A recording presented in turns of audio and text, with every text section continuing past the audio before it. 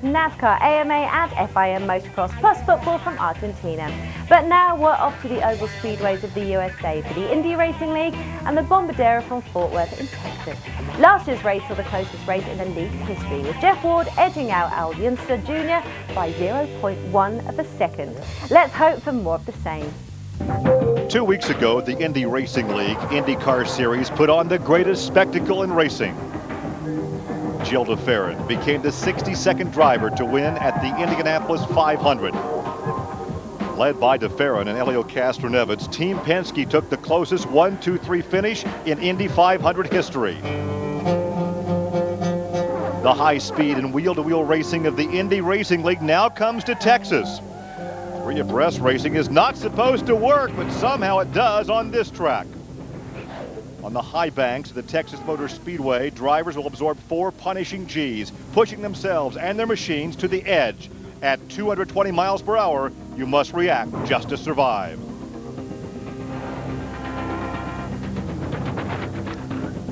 History has proven that the finish here will be decided in the blink of an eye. Sam Hornish won last fall, and last June by inches it was Jeff Ward.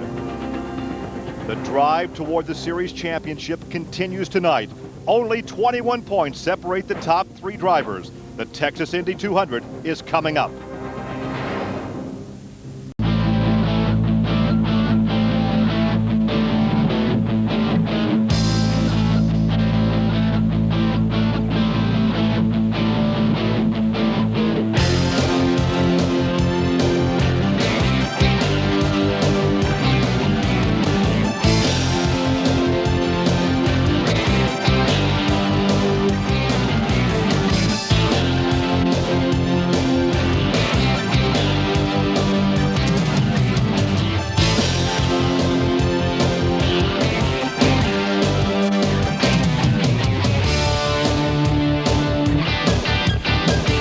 Welcome to a night of racing under the lights of the hugely impressive Texas Motor Speedway. The 2003 Indy 500 is in the record books, and now the Indy Racing League contenders are concentrating on championship honours. And at Texas, that can mean racing 3 abreast, averaging 220 miles an hour to the flag. Hang on for a wild ride in the race they call the Bombardier 500. Yes, the Indianapolis 500 is done and dusted, with Gil de Ferran leading home not only a Penske 1-2, but also heading a Brazilian domination of the podium. But it's early days in the Indy Racing League. This is just round 5 of the 16-race series. It's actually the 12th time the Texas track has hosted the IRL, and it always produces great finishes and occasionally a surprise winner. Last year, former motocross ace Jeff Ward won here, but he isn't back to defend his title as he lost his ride with Ganassi Racing and is on the sidelines. And talking of driver movements, quite a few prior to this race, as we find out in today's headlines. The Brazilian drivers Ayrton Dare and Vita Mira, following their good performances at the Indy 500, have both found permanent rides. Dare took over from Shiggy Hattori at AJ Foyt Racing, while Vita Mira has replaced Jacques Lazier, who's been lacklustre at Team Menard. But in a twist on Thursday, Dare crashed and broke his arm, and Lazier has replaced him, but will start at the back of the grid. Brian Herter will drive his first Indy Racing League event as he starts his stint at Andretti Green Racing, subbing for injured Scotsman Dario Franchitti. But the pole position has been snatched by Thomas Scheckter, and in return he received the most unusual prize of a year's free lease of a Cessna SR22, which earlier today was landed on the main straight. He lines up on the front row just ahead of his Ganassi teammate Scott Dixon. So that's the news. We are, of course, live from the Texas Speedway for this 200-lap race on the 1.5-mile oval with its steep 24-degree curve. So 300 miles in total, and we're expecting a race duration of about 90 minutes, depending on the yellows. My guests are our regular IRL pundit, Paul Cherry, managing director, of course, of Force 10, who manufacture parts for several of the teams. And a newcomer to the Sky Studio, but an expert on the IRL Motorsport magazine, Tim Scott. Welcome, gentlemen, to the studio. And it's going to be not such a long night because at Texas, of course, it's fast and very furious. Now then, I guess Indianapolis, Paul, is still in our minds at the moment. After we came off air there a couple of weeks ago, what are the news stories? What have we missed so far between there and now? We haven't really missed anything, but Indianapolis showed the deficiencies of Chevrolet's program in comparison to their Japanese rivals. And indeed, it's done so much damage for the teams that they banded together and said to Chevy, we've really got to do something because we're so far behind it's not even funny. It really is a second class. The Chevy runners at the moment at this track are between 9 and 8 mile an hour slower than any of the Japanese engines. An enormous gap when you're racing on these things. Chevrolet have taken a very bold step of approaching Cosworth Engineering, based here in Northampton, who had designed a 3.5 litre IRL engine over a year ago, which had shown some impressive form on the dyno. And what Chevy are going to do is basically badge engineer their way further up the grid. There is an engine being built. It's going to be tested next week by Sam Hornish, as I understand. Hopefully that will pull them into the game. It's a hard thing to do, but Chevy have just got to step back and say, okay, we've really got to do it. Oh, Sam Hornish, of course, the defending champion, struggling like mad. Indianapolis, well, got our attention for several reasons. From a British perspective, Dan Weldon's accident near the end of the Indy 500 was both a disappointment and a major talking point. In fact, let's take another look. Okay, he just lost it.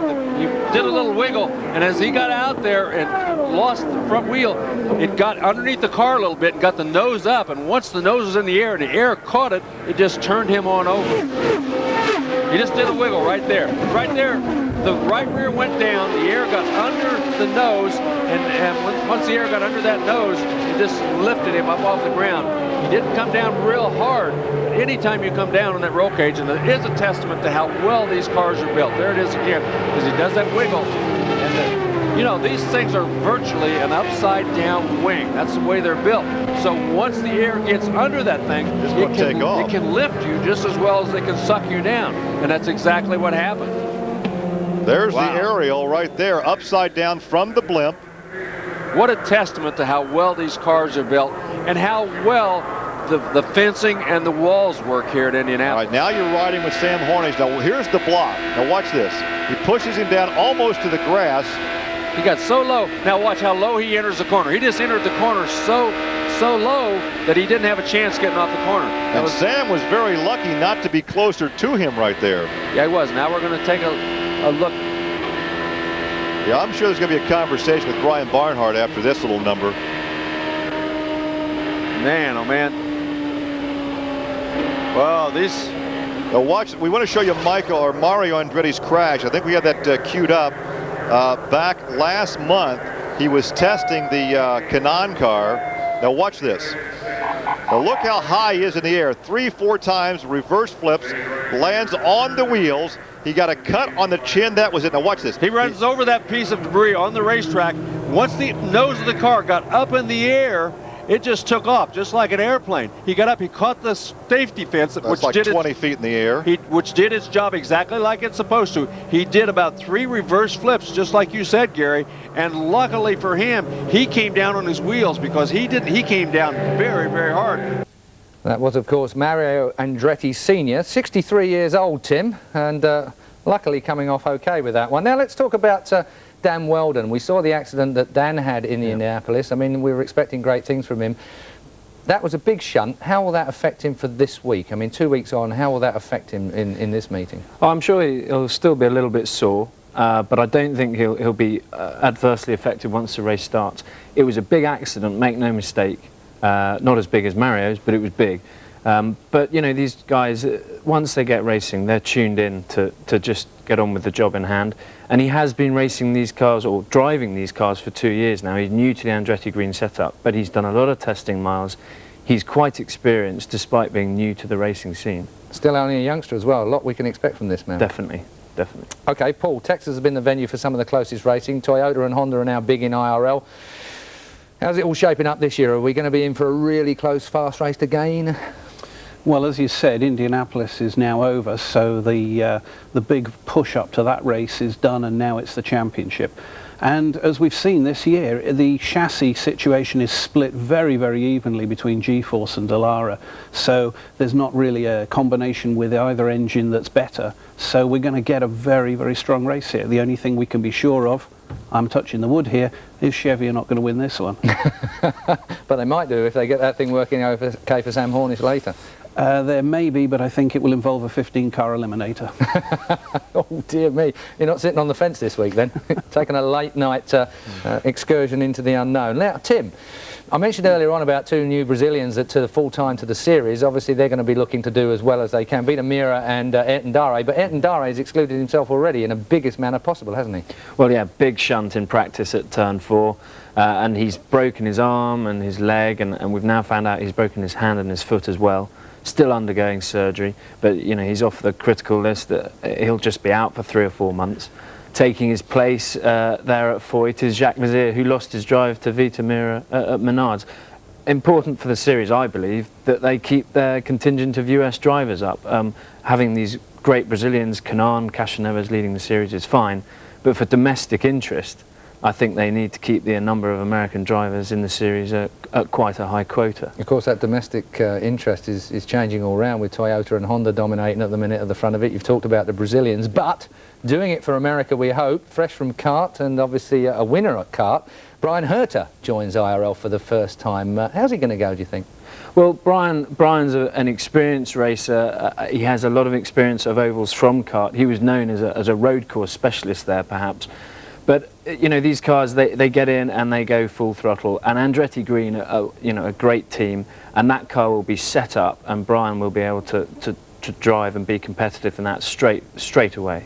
And one thing you can be sure of is there'll be a huge crowd behind him. This Texas track is almost certain to claim some victims, though, tonight. And in the past, we've seen some spectacular accidents. Let's just look now at an incident involving Sarah Fisher and Davey Hamilton a couple of years ago. Here is the crash.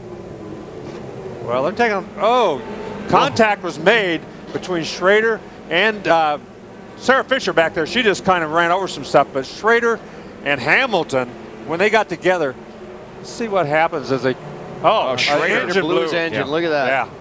Everybody was a victim of circumstances right there. It wasn't anybody's fault. When that engine let go, Schrader couldn't do anything. Hamilton tried to go to the outside to miss him, but got caught up in the end of the fence. Boy, he took a ride, Larry. Yes, he did. And you can see that oil was just everywhere. Hamilton just barely clipped him, but boy, he backed into the fence very hard. Almost gets upside down.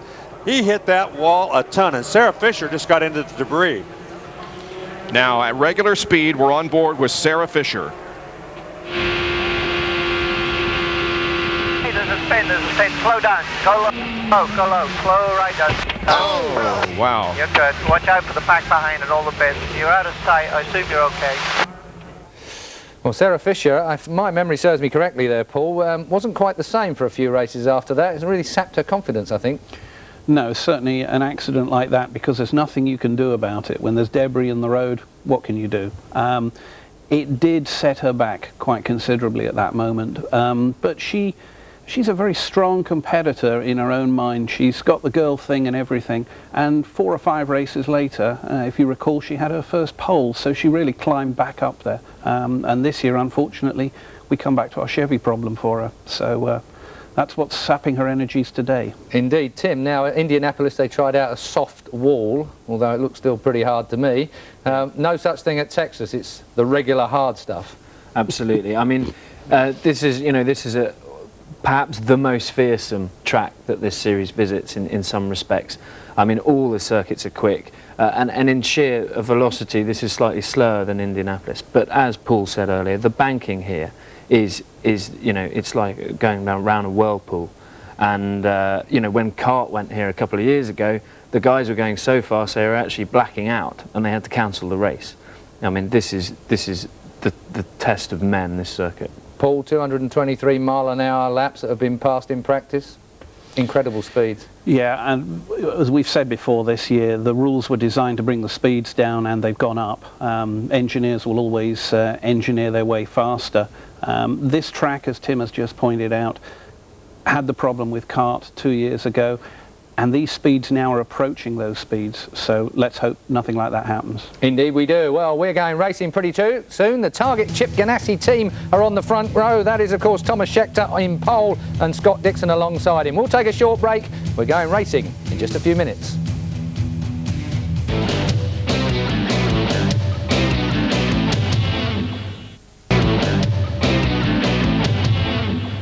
Welcome back. Well, before the break you heard me talk about Ayrton Dare. In fact, you heard us talk about Ayrton Dare's big crash in practice on Thursday. Now we get a chance to take a look at that. Steering has gone away, the brakes are gone, he is headed back into the wall. This is after the first impact, Larry. Yes. He's broken the right arm, and in this impact breaks the right upper leg. He had surgery yesterday at Parkland Hospital and will miss about 2.5 months of the season. And it was really the second impact that did all the damage because it was such a hard impact. Well, they have said to us before that Texas can bite. I think you were saying it, the latest man to say it, Paul, and certainly that accident, a huge accident. Ayrton Dare, I suppose, almost lucky to get away with just the injuries he did. The problem with this track is the speed. Mauricio Gugelmin had an accident coming out of turn 1, and by the time the car stopped, he was at the exit of turn 4. It doesn't just happen in a small space, it goes on. Okay, let's move on to more positive things. We've done enough about the crash and bash things. We can expect, I dare say, 1 or 2 incidents tonight. Hopefully everyone will walk away safely from them. Let's talk about Thomas Scheckter, shall we, Tim? I mean, a young fella that's on pole position this time, showing maturity. Absolutely. I mean, Thomas came in with a blaze of glory into the IRL last year, tremendously quick, but he kept crashing, and in the end he split from the Chiva team because he was damaging so much equipment. I'll have to stop you just there if I can, Tim, because I know we can cross now to the track live. Our American commentators are Gary Lee and former Indy racing driver Larry Rice. They're at trackside for the grid. Dixon, car number 9. Bruno Takagi, car number 12. Tony Kanaan, car number 11. Philippe Jaffoni, car number 21. Kenny Brack, car number 15. Alan Sir Jr., car number 31. Gilles de Ferron, car number 6. Brian Herta, car number 27. Elio Castroneves, car number 3. Roger Yasukawa, number 55. Scott Sharp, car number 8. Dan Weldon, car number 26. AJ Foyt, car number 14. Greg Ray, car number 13. Sam Hornish Jr., car number 4. Vitor Mira, car number 2. Robbie Buell, car 24. Buddy Lazier, car number 91. Buddy Rice, car number 52. Sarah Fisher, car number 23.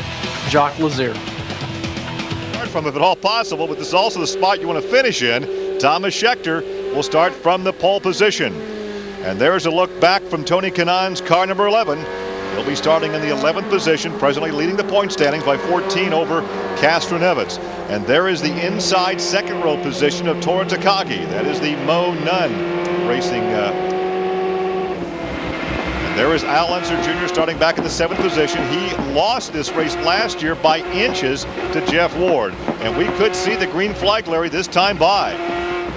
Well, once again, blocking is an important thing, and Brian Barnhart has warned all of these drivers that he will not tolerate blocking. Dan Weldon almost got himself black flagged. Unfortunately for him, he ended up crashing before that happened at Indianapolis. They'll pick up the throttle off the corner. They'll go through those two left-hand dog legs with the start-finish line in the middle of those two dog legs. And here they come. The Ganassi teammates side by side into turn 1. They still run side by side. Here comes Takagi back there in 3rd position. Kanaan, and they're, look at that, still side by side. Just as we expected, just as we saw last year. And now it looked like Scott Dixon lost about 4 or 5 positions going down the backstretch. Yeah, he got shuffled to the outside. The car didn't want to stick very well out there. Oh, look at Takagi. They almost made contact. He went way high, held on to it. I thought sure he was going to get in the marbles and end up in the fence. It was a photo finish on who led that first lap, and Takagi on the high side. There's your leader, Thomas Scheckter on the inside. Tony Kanaan rides back there in 3rd, and 4th position now is Giafoni. And Takagi stays to the outside. He's not beside Scheckter, but he stayed to the outside. Now he's going to drop down a little bit and fall in line. So Scheckter leads it from the pole position. Now they start to string out single file. Takagi rides in 2nd. Kanaan is 3rd. Giafoni is 4th. Dixon has dropped from 2nd to 5th. Then de Ferron is 6th. Al Unser Jr. is now in 7th. These cars are not running side by side like we've been accustomed to seeing them over the last few years. They have added some extra wickers on the sides of the rear wings of these cars to help slow them down. That might be one of the contributing factors. Well, Giafone goes to work on the high side of Tony Kanaan. That's the battle for 3rd. Now he settles down in behind him down the backstretch. Drafting is a very important part of racing here at Texas. You have to have a partner if you're going to go to the outside. We're being told now that there may be a spray coming off one of the race cars, and it may be the number 14 of A.J. Foyt IV, who just turned 19 years of age 2 weeks ago during the running of the 500. And there's a look at Al Jr. He pulls to the high side of Scott Dixon, and that is for position. That's for position number 5. Wow. He has it. And Al Unser's made this, he's made this a very good racetrack for himself. He loves this place. Almost won here a couple of times, especially last year, lost a heartbreaker, but he went around Dixon, looked to be very easily. Well, he started 7th. He's now up to 5th. Then you've got the Penske cars right together, and here comes the 15 of Kenny Breck. He's on the outside of Castroneves as he used that draft down the back straightaway, pulls up alongside of him. And after he got to the side of him, he just kind of got stuck there. Now then he goes on by. That's the battle for 8th position. He goes on by to take 8th. So now the 15 car is settled in between the 2 Penske cars. Back in the 8th position. And Kenny Breck looks to be very strong, as now he looks like he's going to make another move. And there goes Al Unser. He's all over on the back of Giafone. That's the battle for 4. So Al Unser right now has picked up a couple of positions on the Sarah Fisher was in very quickly. We understand that the spraying from the car was not the 14 of Foyt, it was the 23 of Sarah, so she came in under the black flag to be checked out and has been returned to the racetrack. Couldn't have been anything too bad because they checked her out and sent her back on the racetrack. If she had been doing something really bad, they would have kept her in there. Now Scott Sharp goes to the outside and picks up a spot as he's racing back there for 8th and 9th. Is that Castroneves on the inside, and all the way over to the left you saw Sarah coming out of the pit area. No, that's the battle with Kenny Breck. That's Kenny Breck. He's on the outside of Kenny Breck as Scott Sharp. Looks like the Kelly Racing team running very good here tonight, even though they didn't start up near the front. Well, Breck was up to 8th. He dropped back a couple of positions. Al Unser has picked up 2 spots, and he might be the guy to watch right now. He's back there in 5th, battling Giafone for 4th position. And he looks to the high side once again. He didn't get that run down the back straightaway, though, but he moved to the outside, and you can see through the corner, he lost a little ground. So he's going to have to get back in that draft, get himself kind of sucked up behind him, and try to make it going through the next corner. Well, with the retirement of Michael Andretti, Al Unser Jr. is now the senior member of this organization. I don't think he likes that very much, but that's still just the way it is. You can't lie about your age. Well, I suppose you could, but eventually it's going to come out. Yes, it is. Well, Scott Dixon back there in the 6th position after starting outside the front row. And little Al again looks to the outside of Giafone, running a bit higher line through turn 1. Thought I heard on the backstretch. Thought I heard a misfire in Scott Dixon's car when we were riding on board there. It didn't sound all that good for some reason. Well, once again, there is a look at the number 10 is Scheckter, who has completed now 12 laps and leads Tora Takagi. 11 of 200 laps now complete still. This is that dogfight for 4th position. Some great onboard camera work. Well, I could ride like this all night, Larry. Yeah, he gets that little bit of a draft down the straightaway, but he doesn't get enough of a draft to pull himself by going through the corner. You can see he uses that draft and he sucks to the outside, but he's just not up far enough, and he actually loses a little bit of ground through the corner. Obviously, it's a longer way around on the outside. Now he takes a look at the inside. He may have a shot here going into 3. Giafone gave him room. Giafone saw him in the mirror and gave him the bottom, but he couldn't take advantage of it. And of course, you see 3, 2, and 1 right up there in front. So you're riding back in 5th position on lap 15. Yeah, and he's tried a little bit of everything. He's tried the inside, he's tried the outside. He can use that draft and keep up with them. Seems to be a little faster, but when he tries to get up there and make that move, he just doesn't have quite enough oomph to do it. Just over 1 second now separating 1st through 5th. And now got another battle going on. Castro Nevis now is up, that's DeFerrin up behind Dixon, trying to make a move on Scott Dixon. Scott Sharp right behind him. One leader, that has been Thomas Schechter. Leads through lap 16, riding back now with Al Jr. again behind Giafoni. Al's in 6th, make that 5th position. Your top 5, Schechter, Takagi, Kanaan, Giafoni, and Unser Jr. Dixon is now 6th, then DeFerrin, Sharp, Breck. Castroneves has dropped back to 10th position. Well, he and DeFerrin in practice, the final practice, they were not all that fast. They were like 14th and 15th fastest. Well, he started 10th and moved up several positions. Now he's back to where he started.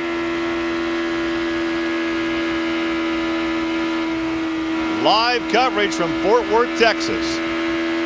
From Texas Motor Speedway on lap number 18, your leader is still Thomas Schechter. Now you ride with Scott Sharp, and he's back there in the 8th position, riding between the Penske cars. DeFerrin is 7th. Castroneves has gotten around Breck again for 9th. That's been a good battle throughout the opening laps of this race. And this is a racetrack where, Larry, they're flat out. Yeah, it's basically flat out all the way around. Then you try to use the draft. You try to use maybe a little bit different gearing in order to help yourself get around. We saw Sam Hornish actually win a race here by downshifting while he was running on the outside on the very last lap of the race. There's Scott Dixon in number 9. And then the 6 of DeFerrin. I understand that just about a lap ago, Greg Ray and Sam Hornish actually made some slight contact. You don't want to do that at 200-some miles an hour. Well, no, you don't, because what can happen is, even though it's a very slight touch, the suspension pieces on these cars are not made to bang. You know, not like stock car racing. No, not like stock car racing. If you touch somebody, that it can cause, especially at 220 miles an hour, 218 miles an hour, like these guys are running, it can cause that to buckle, to weaken just a little bit, and then 2 or 3 laps later, it can actually collapse. Remember, we saw Scott Sharp hit the wall coming off of turn 4 in Indianapolis. Thought everything was okay and drove down into 1 and smacked the fence. You take a look at the race speeds right now, Larry. They're actually running faster, most of these guys, when they qualified. Well, that's because of the draft. Once you get out there, you're flat out. You got all that draft. You got the wind kind of moving with you. So you've got that suction. Yeah, you got the movement of the wind that's not as much friction, so it's actually helping you gain speed on the racetrack. Well, Schechter has led all 22 laps, make that 23 laps now. Scott Sharp riding back there in the 8th position for Team Kelly in the Delphi car, sandwiched in between those 2 Marlboro Penske cars. As we hopefully will have some telemetry here. There's the speed. 221 meters, 100% throttle. He did climb out of the throttle just a little bit there, but look at the G's. Even down the straightaways, you're pulling over G. You heard him hit the rev limiter, too. Yeah, hit the rev limiter right there. But now, as they go through the corners, look at that, 3.3, 3.4. That's a lot of G's. And remember, your neck has got to withstand that. Your whole body's got to withstand that for a couple of hours. It's not just... And there are no timeouts here. No. Not like other sports. No timeouts. And even when you're going down this straightaway, it looks like it's straight, but you're still working. You're still pulling 1.5 G's. The only real place that the drivers get to rest is down the back straightaway. Remember, it's only about 480 meters long. 15 seconds in the pit stop. Yeah, right. But see how there's about, 3 seconds there, 4 seconds? That's all the rest they get during this whole lap. Look at this. There's Dixon. DeFerrin goes to the outside. Shot Just Sharp. enough room for Scott Sharp to make the move on the inside, and he does so and picks up the position. Now let's see if Castroneves will follow Sharp to the inside of his teammate. Now and then, with nobody to the outside, once they get strung out with nobody to help you draft on the outside, it makes that outside much tougher. If you're running 2x2 and you're staying there, you've got drafting partners in front of you and back of you, it's easy. But once you get strung out like this, it's very difficult to get somebody up there on the outside with you. And notice how the grandstand casts a shadow over the front straightaway area. Now they're out in the sunlight. The track temperature is a lot warmer on the back stretch than what it is in the front stretch. And look at Scott Sharp. That Kelly team looks very strong here tonight. Probably the strongest we've seen them for quite some time, as he just pulled to the outside of Scott Dixon and went right on by. Well, he runs in 6th position right now. Schechter continues to lead over Takagi. Kanaan is third, Giafone fourth, Al Unser continues to ride in fifth, and it's Sharp, Dixon, Breck has gotten around to Farron. Castroneves has fallen back, and he's headed for the pit area. Oh, that's DeFerrin. That's DeFerrin. Castroneves had fallen off the pace as well, but DeFerrin, who won just 2 weeks ago at Indianapolis, an unscheduled pit stop for Team Penske. Yeah, they've only run 28 laps, so that's not nearly as many laps as they can run. Either he has a tire going down or something's going wrong with the car's handling, and he just thought rather than stay out there, he had to come in and Well, he's going to be out of sequence on these pit stops, but, you know, with the way the captain orchestrates this ballet, it could work to their advantage. Well, it could work to his advantage. The thing he has to hope for is there's no yellow flags in the next 20 laps or so. Because he makes his stop under green, and he wants everybody else to cycle through with their pit stops under green. Right, he'll be down a couple of laps probably by the time he gets back up to speed. Now you can see they're already into lap traffic, so only 30 laps into this race. And look at Takagi, he's going to the outside. Schechter right in front of him. Made that early stop because she was black flagged. She's 2 laps off the pace. DeFerrin, Buddy Lazier, Buddy Rice also a lap behind. A.J. Foyt runs to the back of the lead lap in 20th position. That's Buddy Rice of Tora Takagi. We just went around right there. So Takagi running in second place. He's also putting a lot of these guys a lap down. A.J. Foyt the fourth will be the next car that they come to be lapped. So this might be one of his best runs as he's running ahead of Rice and Buddy Lazier. Well, Robbie Buell with some major problems, and he is some 16 laps off the pace now in front of the 24. Some mechanical problems for the Dreyer Reinbold Purex team. And once again, that could be the Chevrolet power plant because almost every Chevrolet in Indy blew up. Yeah, they've had a lot of trouble with them.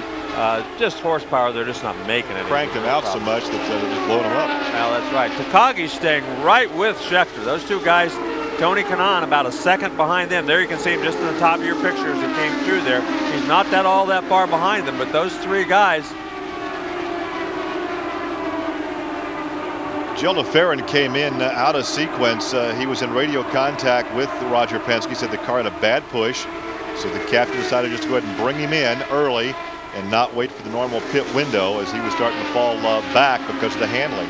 Well, and you know, like I said, as long as they don't have a yellow flag the next few laps, it's going to be okay. But if they do, it's going to be a huge. Well, 33 of 200 laps, and Thomas Schechter has led them all, but Takagi stays in pursuit. For the Bombardier 500 from the Texas Motor Speedway, pole setter Thomas Schechter still leads from Tora Takagi and series leader Tony Kanaan. Let's rejoin the action at the track. Might have tapped the wall. Look at the right front wing. It looks like there's a piece of the right front wing is gone. The observers are saying that he touched the wall in turn 2, and right there it was. He hit the star. Yes, he did. They said hit your mark, but he didn't mean that mark. Well, if he was aiming for that baby, he did a pretty good job of hitting her. But that's you know, it doesn't look like a big hit like we said earlier. But boy, when you hit anything with these cars, it's not a good thing. And I think they're going to check out very carefully that race car before they send him back out there. At these speeds, you don't want to have anything that's broken or bent. So we went some 42 laps. As you take a look back at Scott, what's he doing there? He's blocking our view. He's blocking the view of the camera. He didn't want to have that. There you see Sam Hornish Jr. Actually, a break for him. He was the next car was going to be lapped, so he stays on the lead lap. Not a break for DeFerrin, though, because that's that yellow he didn't want to see. No, this is a really bad thing for DeFerrin. He's pretty much, unless he gets real lucky now and can get back on the lead lap. But he might get on the lead lap just by virtue of being behind the pace car when everybody goes in the pits. Well, you saw there on that last shot that young A.J. Foyt IV, Anthony, was out of the car, so apparently the contact was significant enough to sideline the car, at least bring it in for some lengthy repairs of the suspension. And that flag you saw waving, that meant that the pits were closed. You cannot go into the pits when that red and yellow flag is waving. We're being told that they will be open the next time by, so you're going to see everybody, with the exception of DeFerrin, coming in next time by. Johnny Rutherford, who lives in nearby Fort Worth, Texas, driving the pace car, the 3-time Indy 500 champion, former IndyCar national champion. Well, we'll see now. Continues to lead, Larry, on lap 45, and let's see if he pulls in this time by. Well, it'll be a race on the pit area this time by. Mo Nunn versus Chip Ganassi versus Andretti Green to see who can get their guy back on the racetrack first. And this should be a very short yellow. Yeah, it shouldn't be a long yellow. Damage to the race car, so it should be a very short yellow. But they will let them all, once they go yellow like this, they usually always give them enough laps to go in the pits and get things, make their pit stop. All right, now these guys that don't get a whole lot of glory go to work. We talked about races being won and lost in the pit area. Obviously not perhaps as important now under yellow, but it's still a matter of track position. Good stop for Scheckter at just over 9 seconds. Look at this. He does make it out. Beats everybody out. So they did their job. Scheckter may maintain that lead. Yes, he did. All the cars on the lead lap came in, which I believe they did, Larry. He's going to come out and maintain the lead. And there's a look at the Team Ganassi cars. So our first yellow and our first round of pit stops, and our leader will remain the same on this restart. So they were all waiting for a yellow to make the stop. As soon as the pits were open, they came in. The pace car will pick up your leader. Now, who's out there right now? Well, that's the Farron. See, he did not make a pit stop because he pitted only a few laps ago. He will be on the tail of the lead lap. They'll let him go on around. They'll pick up the leader. Right. So he will probably gain his lap back just by virtue of being able to stay on the. Well, is that Al Unser who will be in second? Al Unser is now being shown in second position. So Kelly Racing picked him up some 3 spots on that pit stop. Well, that was a terrific pit stop for those guys. Giaffoni comes out in third. Tony Kanaan, he fell back to fourth, and Tor Takagi went from second to fifth. So he was the big loser in that round of pit stops.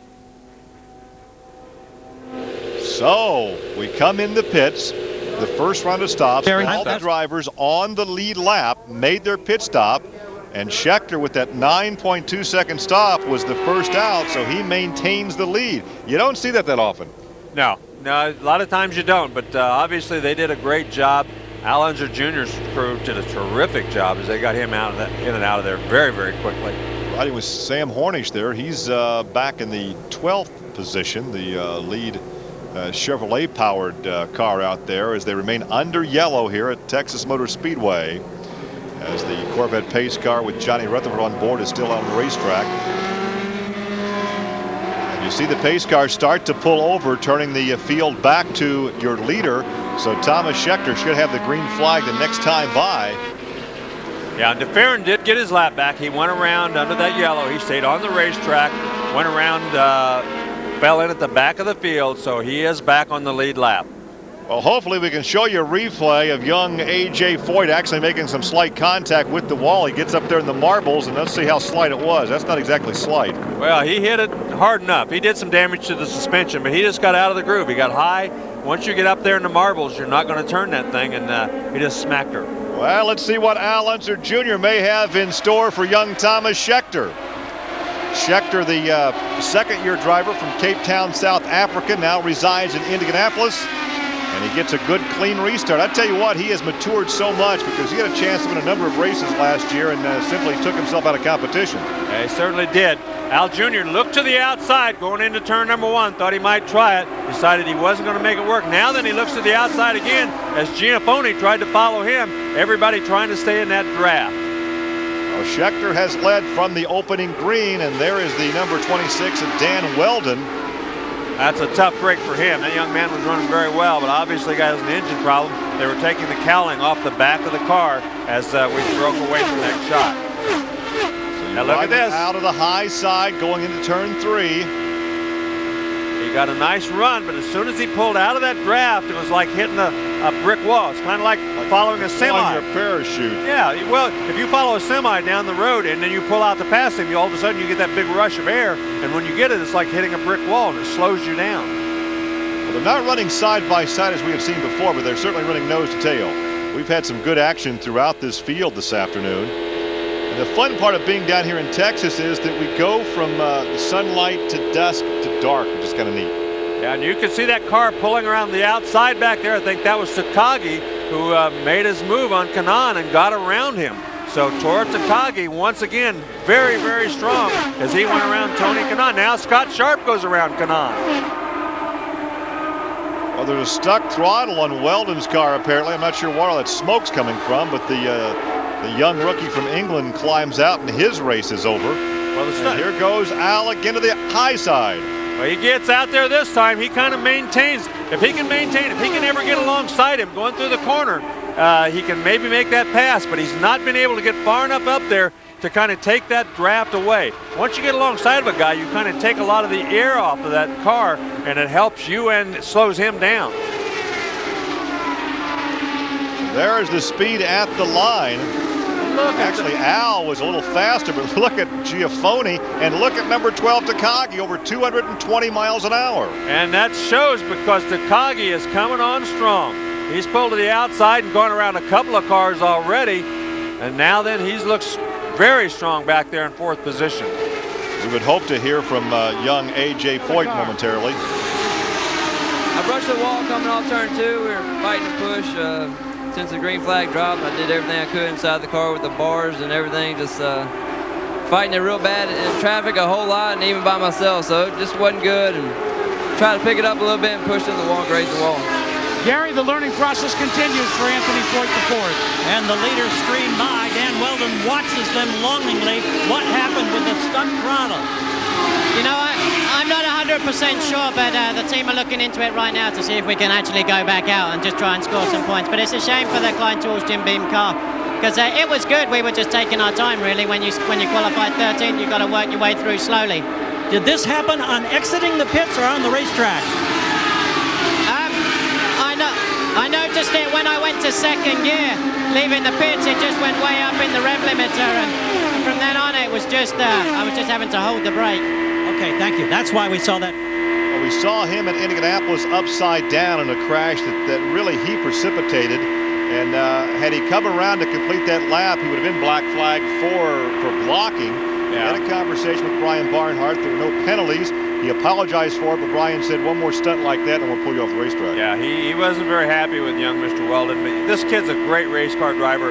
He's done very, very well. He's been very impressive every time he's been in the car. He ran for Panther last year at Indianapolis. He was extremely impressive. He just made one little mistake there at Indy. Well, team owner Michael Andretti said to him, you do that again and you've lost your ride. Well, like I said, it was a mistake. He knows a mistake was a mistake, and I don't think you're going to see him do that again. Scott Sharp lost a spot there on the racetrack as he tried to go around Kanaan, had to get out of the throttle, and when he did, Kenny Brack went around him. So very important to keep up your momentum. If you have to get out of the throttle for any reason or get on the brakes just slightly, you really lose a lot of speed. Well, Larry, just because you commented that we've not seen the side-by-side racing we've seen before, we've seen some excellent competition here throughout this pack. And right up there in front, I mean, young Mr. Scheckter has all he can hang on to with Mr. Unser in his rearview mirror. Well, Al Jr. has really done everything he can think of to try to get around him. He uses that draft, he pulls to the outside, as he probably is going to do right here, and he does, trying to just get enough momentum on that outside to pull him by. He just can't quite do it. He can get his left front even with the right rear of Scheckter, but never seems to be able to pull up any farther. He's going to have to I don't know what he's going to have to try next. It seems like he's tried a lot of things. Mr. Scheckter set a record that had been held at Indianapolis since 1926-27 when Frank Lockhart led the most laps his first 2 years as a rookie and a sophomore driver. And now Mr. Scheckter has equaled that in his first 2 years. Well, there's no question after last year that Thomas Scheckter was going to be a star in this sport. And he still is going to be, just hasn't quite shined yet. Well, after 61 laps, Thomas Scheckter has led them all.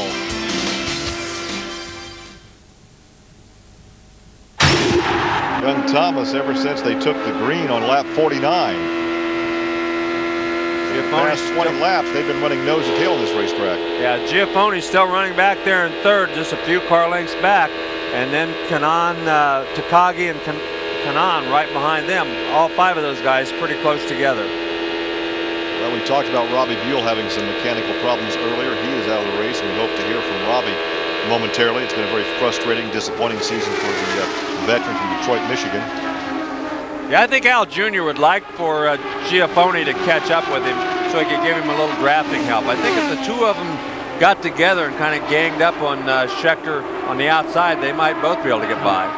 Yeah, I know it is incredibly frustrating for all our guys, and Purex in a minute. It looks like maybe something, we lost oil pressure to the gearbox, whether a pump failed or what have you, and then in turns, you don't have any oil cooling that gearbox, and things just started to seize up. So, you know, we knew we had some work to do at this race just from a power standpoint, but our goals... Unser Jr. Unser on the inside. Is he going to lead this lap, Larry? Well, I don't know. Thomas Schechter didn't give up a thing. Once he got on the outside, he just kept his foot down and kept on going. But the inside is still the shortest way around.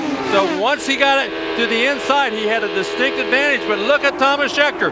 This is what we see at Texas. This is what you've been waiting for, Larry. Side by side. Here they are. But it looks like Little Al might lead this lap, or maybe not. And Thomas Schechter just will not give up. He will not give in. Now Kanaan is on the outside. That actually helps Thomas Schechter.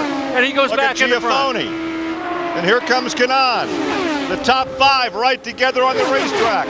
Tori Takagi back there. Oh, look at this. Look at Kanaan on the outside. I'm not sure Giafone knew he was out there as he just blew by him on the outside. They almost touched wheels. And that's the kind of racing we see here at Texas. Once those guys got side by side in front, all of a sudden everybody bounced on them and caught up with them. It took 74 laps, but you got really excited when they start going side by side. Well, and that's the kind of racing that we've seen here, race after race after race at Texas. And when they get side by side, it slows those two front runners up, and it gives everybody behind them a chance to catch up, and that's exactly what happened. Now Giafone goes back in front of Kanaan. Of the 6 closest finishes in the Indy Racing League history, 3 occurred right here at Texas, all well under a second. Thomas Schechter, that's a sign of his maturity. He didn't panic. He didn't do anything silly. He stayed on the throttle. He stayed on the outside. And eventually, he went right back around Al Unser Jr. just the way Al Unser Jr. going around him. Buddy Lazier is the driver in car number 91 being put another lap down. He's 2 laps now off the pace. So we have 3 drivers out for sure. Weldon, Foyt, and Buell. Once again, the battle is up in front where Schechter has led all 77 laps. You ride with Al Unser Jr., who is back there in second position. He nibbled at it. He thought he had it there. It was almost a dead heat a couple laps, but Schechter continues to lead. Here in Fort Worth, Texas, where we have completed 78 laps, and that is the gap right now, Larry Rice, between first and second. And it's never been much more than that all race or less long. than that. Yeah, exactly. It's really been very, very close. Those two guys have run together ever since that last pit stop, the last 30-some-odd laps. Giafone caught right up with them. Now he's fallen back a couple of car lengths, but still very much in contention. Well, one thing for sure, Little Al tested Schechter and learned something about this youngster.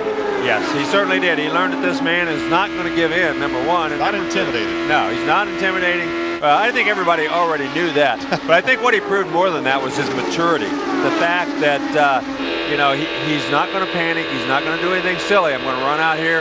I'm going to do what I know how to do, and that's drive this thing fast.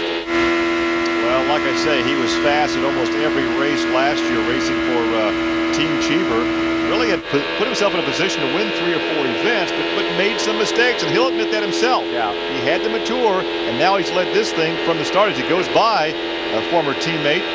That is Buddy Rice in the Red Bull entry. Rice now back in the 12th to make that the 17th position. Yeah, those, you know, he has been very, very strong, and you know, except for a couple mistakes, like you said, he would have won several races last year. And you talk about his maturity. Well, let's talk about the attitude, the psyche right now of the veteran Al Unser. He challenged him for a couple laps. It didn't work. He said, all right, fine. If you want to lead that much, I'll drop back here and run second for a while. Well, I think Al's still trying to figure out how he can do it. He thought he had it figured out, but Schechter got him back. So there's the gap from first back to second on lap 84. Live coverage continues as the sun continues to set as they drive into the shadows along that front straightaway. And there's that about a car and a half length, maybe a 2-car length advantage between first and second. And the first 6 cars all still very close. Well, there they are right there. They're all in the same camera shot. Scott Sharp being in 6th back there in that yellow car. Those guys all on the lead lap. The first 6 runners all within about a second of each other, as right now they're just following each other around the racetrack and trying to figure out how to get around the guy in front of them.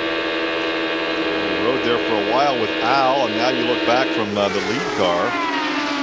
Kenny Brack is behind these guys in 7th by about 5 seconds back. Brian Herta in 8th, Castroneves in 9th, and he's really not been all that strong. And Scott Dixon, who started on the pole, or on 2nd outside the front row, he's also back there in 10th spot, 9 seconds off the pace. Al Jr., a 2-time winner of the Indy 500 in Indy Racing League action. He has won twice. As we said earlier, the 41-year-old, the elder statesman of this group, with Ari Leyendyk not participating, and Eddie Cheever's, well, his future's somewhat up in the air. He certainly is. Boy, Al Jr. catches him. He falls back 3 or 4 car lengths. He catches right behind him, and he just can't muster enough speed to get around him. And once he gets at the side of him, it just looks like he can he loses speed and can't keep on going. These cars very evenly matched as they run nose to tail, lap after lap. Both of these are powered by Toyota, and the second yellow of the afternoon is for Debris on lap 88. Another very fortunate yellow for these guys, as they were getting close within probably 8 or 10 laps of having to make a pit stop. So well, Larry, this is a Debris yellow. It should not be a very long yellow. So after 88 laps, Thomas Scheckter continues to lead over Al Unser and Felipe Giafone. Under our second yellow of the afternoon, or late afternoon, early evening here in Texas. The first was for A.J. Foyt brushing the wall, doing enough suspension damage to eliminate that number 14 car. That was a 5-lap yellow. This should be a fairly short yellow for Debris. So we've gone 88 laps, now 89 laps, and Thomas Scheckter has led them all from the pole position. He qualified Thursday evening at 219.3 miles an hour. His teammate Scott Dixon qualified at 218.6. In fact, Thomas was the only one over 219 miles an hour, and only 2 drivers qualified over 218. The other was Tora Takagi. Yeah, Gilles de Ferran after that pit stop. Commentators amuse themselves. We'll talk very quickly in here. Paul Cherry and Tim Scott still with me at the moment in the Sky Sports studio. Now, first of all, I think we have to talk about Dan Wheldon. Tim first. Indy found himself on his roof, and then here with a stuck throttle. He's not having a lot of luck at the minute, is he? No, that's bad luck. I mean, to be honest, he hasn't really seemed that competitive this weekend at Texas. Obviously at Indianapolis, he was right on it all month. But it's a disappointing end to the race. But, you know, he's got the whole season. He was never going to be a championship contender this year, but he's got the whole season to pick it up. Okay, moving on. The man that won Indianapolis, of course, Gilles de Ferran, finds himself pitting on lap 29. No apparent adjustments to the wings, Paul. So what do you think? I think from what they were saying and what happened, he just got a duff set of tyres. It does happen. You still have to pay for them, whether they're duff or good. But he clearly thought that the best thing to do was come in. Unfortunately, where he got really pushed down was when the yellow came minutes after he got back out. He was off lap.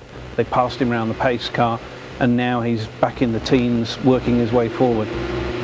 Well, we're still on live pictures from Texas, just Fort Worth in Texas, as the sun slowly goes down. And now looking down, Greg Ray, I mean, he's actually got pole position as far as looking over this track, Paul's concerned. He's got one of those apartments that look over here. Yes, he has the perfect view. If he was to retire early, he can go back to the air conditioning and watch the end of it. But no, he has a nice chip shop little fluorescent light in his window. So here we go then. Pit stop on the yellow. Everyone will be coming in, I'm sure. And let's go back now to our commentators at trackside for all the action as it happens. And you'll see the time. Now, Scheckter was the first into his box. The last pit stop was 9.2 seconds. And this one looks like it could be quicker. Look at that, 9.5. Let's see what Al Unser's crew does. Gets him out at 8.8. Another excellent stop for Al Jr. And you see, Al Jr. actually pulled out in front of him And boy, I tell you what, he blocked him actually when he pulled out. So Al Unser Jr. will assume the lead on this restart.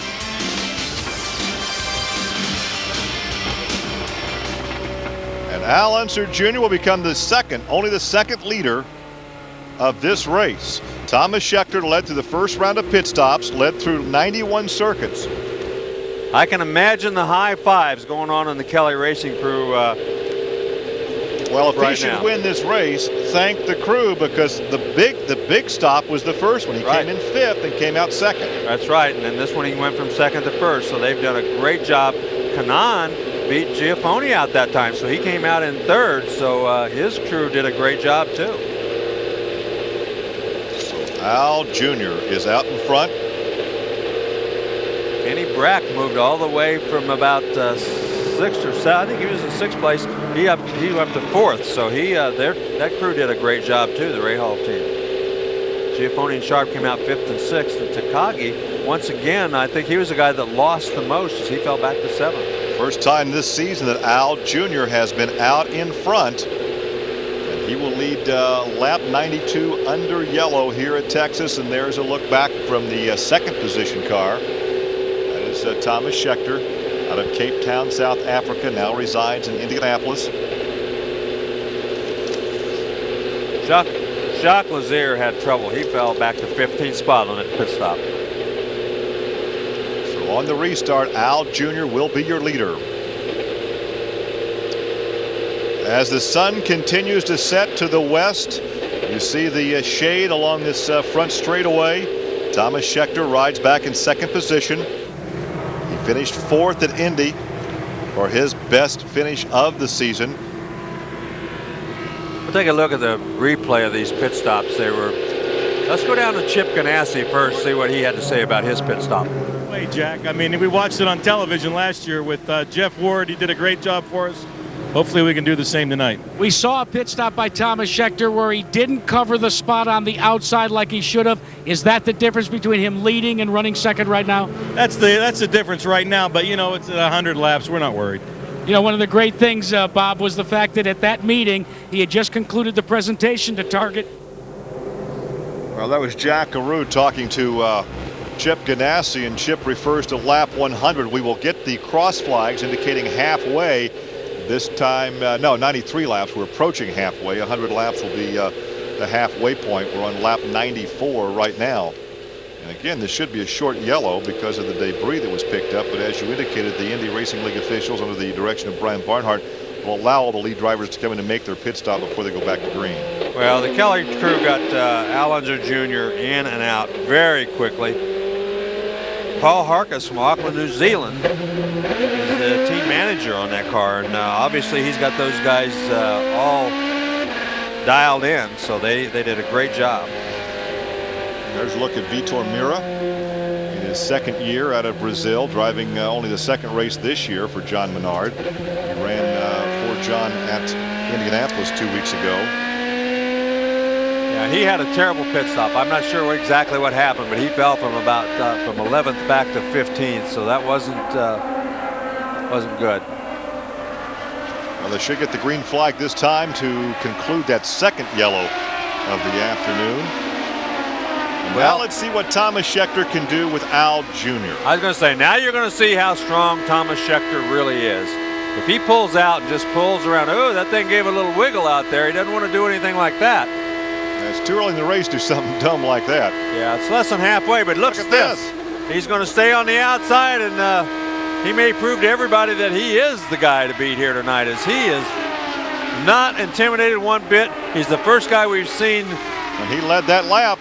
For quite a while that's been able just to pull out of line and go right around somebody and then pull back in front of them. Very, very strong move by Thomas Scheckter.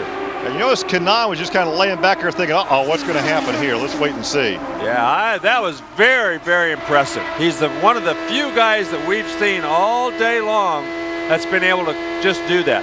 Get a good, clean start. Didn't appear to got any jump. Look at Giafone now. He's to the inside of Kanaan. Giafone will take the 3rd position as you ride along with Scott Sharp back in 6th. Well, Scott Sharp tried to make a move on Kenny Brack there in front of him as Brack runs a little bit on the high side through that corner.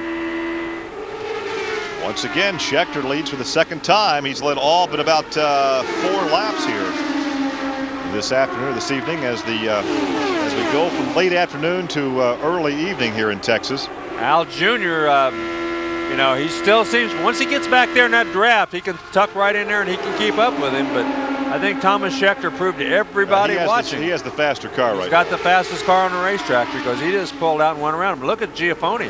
He appears to be much stronger after that pit stop than he was earlier. So he's already made 1 pass.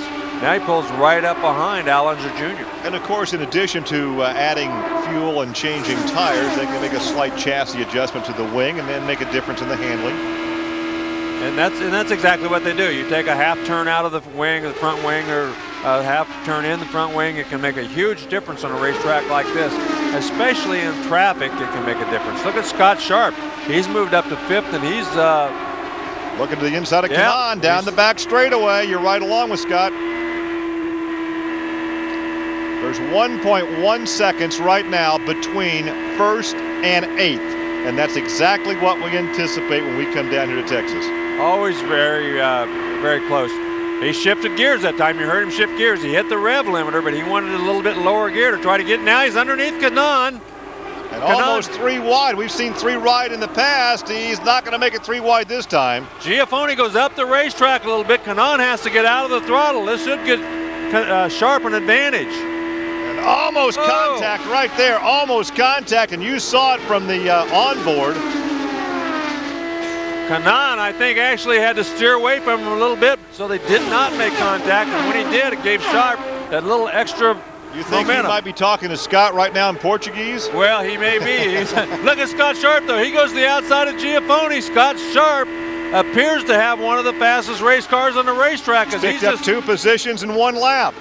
Oh, Giafone's not going to give up, though. He's going to make him work a little harder for it.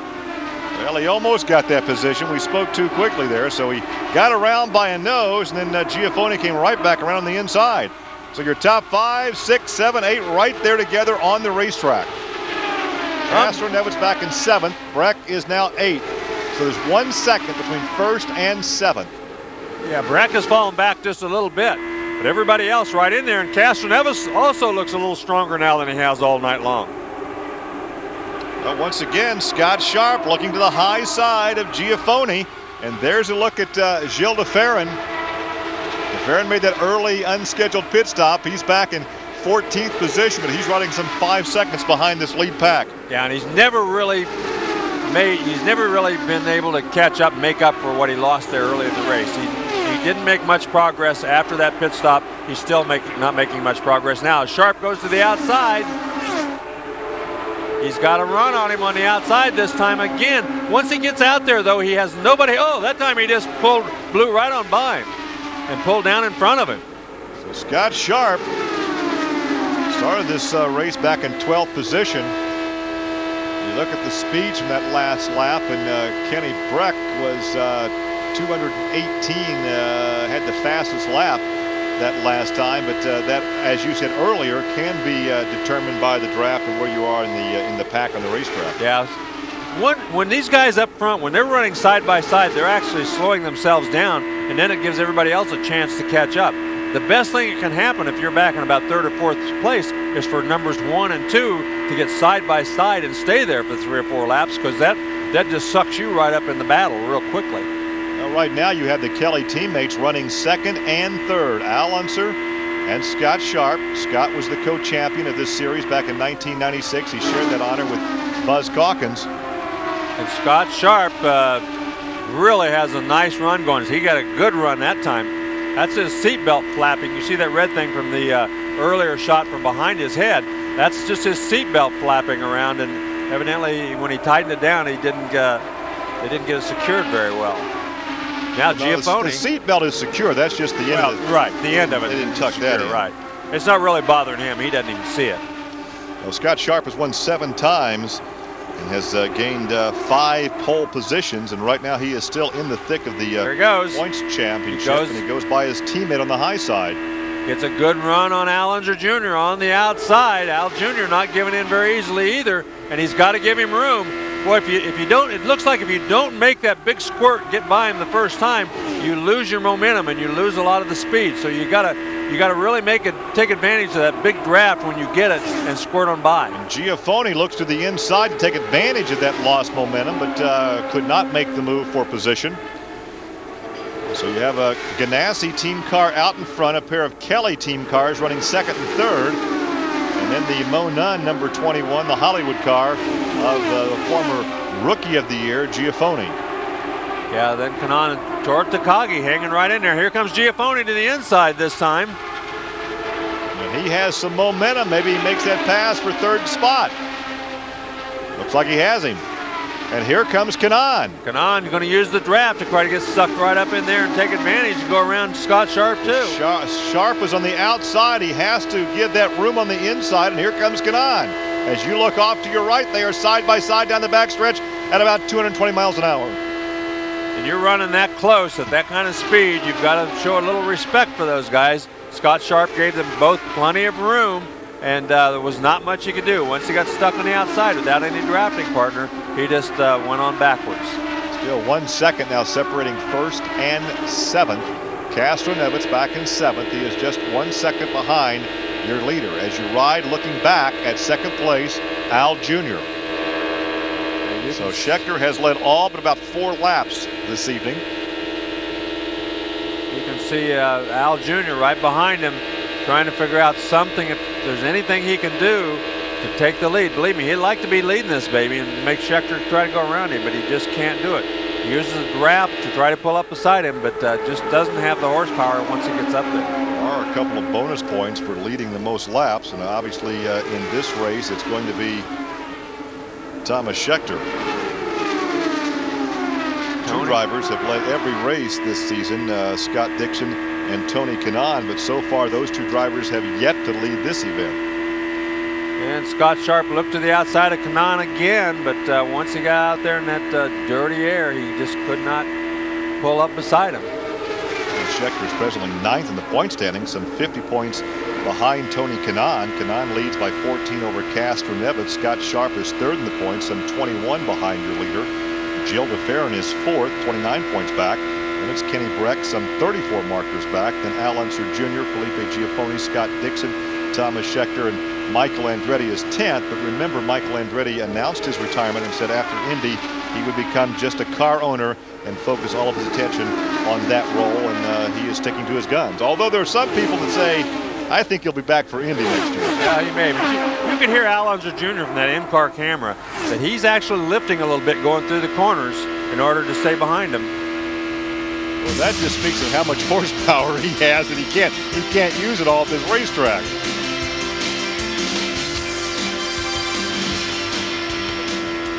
"117 laps complete. 200 will comprise this race this evening here at Texas Motor Speedway, and the leader for all but 4 laps has been Thomas Scheckter. Al Unser led after that second pit stop. Yeah, daring outside move. Scheckter just motored by on the high side. Yeah, he really did. He just it was very impressive when he just went to the outside and passed him. The first 6 or 7 guys, though, running pretty much nose to tail on half of the last 25 or 30 laps. I would like to eavesdrop on a conversation on the telephone between Thomas and his dad, Jody. Jody, the Formula One champion from 1979, resides in London, England. Now, Little Al's dad, Big Al, is actually the driving coach for the Indy Racing League, so he attends all the races and helps to supervise the driver's test for all the rookie drivers coming up. He although he has the title of driver's coach, he kind of shares that responsibility with Johnny Rutherford, who is the chairman of the special events for the Indy Racing League. Yeah, those guys do a terrific job for the Indy Racing League, especially with the young drivers, telling them what to expect and what not to expect out there on the racetrack. 121 laps of 200 now complete, and still it's Thomas Scheckter with that margin over Al Jr. Happy to be here live with you from Texas Motor Speedway. I'm Gary Lee, along with the 1978 Indy 500 Rookie of the Year, Larry Rice. And Larry, I know this brings back some great memories, these type of shots right here for you when you were in the cockpit. Well, from the in-car cameras, you can see what those guys are trying to do and what they are doing out there. Now, lap traffic is going to play a part. Sarah Fisher in that blue and yellow car.